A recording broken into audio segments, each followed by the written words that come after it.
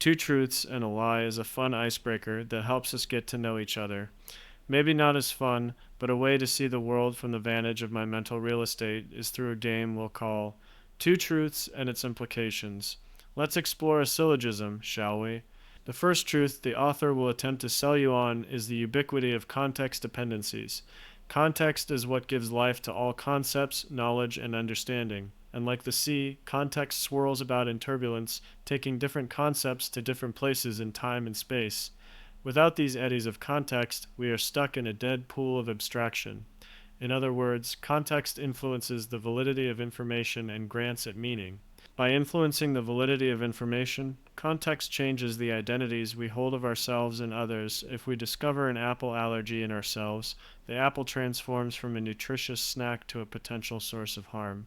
Further, the author tends to be entertaining and boisterous at parties, but introspective and serious when secluded in a writing session. The second truth is simple to state yet difficult to grasp. The external world is a hologram of your internal world. Naval Ravikant shared this truth when he described the world as a mirror.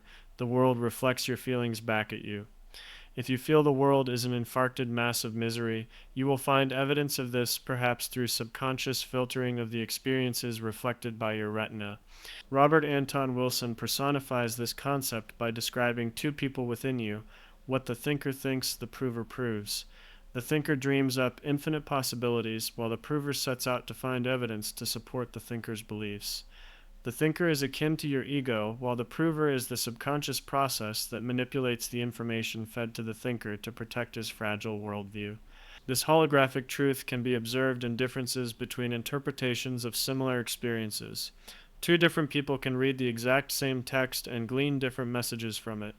The only logical explanation for this is that their internal worlds influence their perception of the text, since the external stimulus is identical. Perhaps differing past experiences have influenced their relationship with the ideas presented or the author himself, thereby causing them to interpret it differently. To lay the premise of our syllogism. If the world is a reflection of our internal world, what does the prevalence of context dependencies say about us in particular and in general? The Syllogism of the Particular. Just like how we can learn the meaning of an object or concept by understanding its adjacent context, we can learn quite a bit about a particular person if we know what is adjacent to abstract concepts within their mind, if we study their specific mental context. This idea lends credibility to Jung's association method, which is a simple way to gain insight into someone's internal context by presenting them with an abstract concept. His method is simple. Jung would present a word to a patient and instruct them to respond with the first word that came to mind. The assessment was both quantitative and qualitative in that he would assess delays in responses in addition to the responses themselves. Quantitatively, he reasoned that a longer delay in response indicated something impeded their natural reaction, that the mind did not want to reveal its true association, or intense emotions clouded a straightforward response. Qualitatively, he unearthed different complexes by observing trends in results. If a cluster of words produced delays, the responses themselves were worth assessing. One example he shared was a married woman continuously pausing when presented with words like false, content, and love. Through later discussions, they unearthed that she was not content with her marriage and felt false because she fantasized about leaving her husband.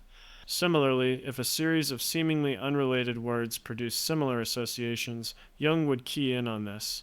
One of his patients, who was small in stature, repeatedly answered short to seemingly disparate words. Together, they unearthed this was a source of pain for him throughout his childhood and continued to affect him, especially seeing that his siblings were all much larger in stature than himself. A surprising amount of information was demonstrably pulled with this method, including the extraction of guilt from suspected criminals. Further, he found that those with consistent emotional responses tended to have atrophied emotions, and those that responded with definitions were either imbeciles or people with a desire to appear intelligent. Jung took the inverse of what the patient revealed in these experiments to find the underlying intelligence and/or psychopathic complexes. Jung, in his association experiments, sniffed out and exposed where the brain's natural tendency to deceive and deflect others arose. This manifested itself through delayed responses when presented with concepts adjacent to sources of fear, pain, and trauma. It also reared its head when the prover uses this as a prime time to prove what the thinker thinks. The thinker is fragile in his beliefs, so he needs the prover to continually reinforce them. When presented with the experiment, the prover reinforces the thinker's identity. You are indeed the smarty pants you say you are. I will prove it by responding to this doctor with the definition of each word, so we can all marvel at how intelligent you are. The beauty of this experiment is in its speed and simplicity. Through observation of delays, the practitioner can catch sources of pain, trauma, and fear out in the open, while the ego is unable to defend itself beyond a feeble pause. Further, the ask for rapid, one-word responses prevents the thinker from becoming engaged. In that nanosecond, the patient is reliant on automatic responses, so trends in responses can be evaluated to find what the patient strongly identifies with. The association method shows that tapping into the internal context, both the qualitative and quantitative, is so informative, it can become an invasive view into the depths of someone's particular psyche. Let's retreat to the surface level of the general, where we find the mind's heuristics, stereotypes, and other mental shortcuts. The syllogism of the general. If the world is a reflection of the internal and context dependencies are so prevalent, it stands to reason that each person is only exposed to a slice of the whole pie.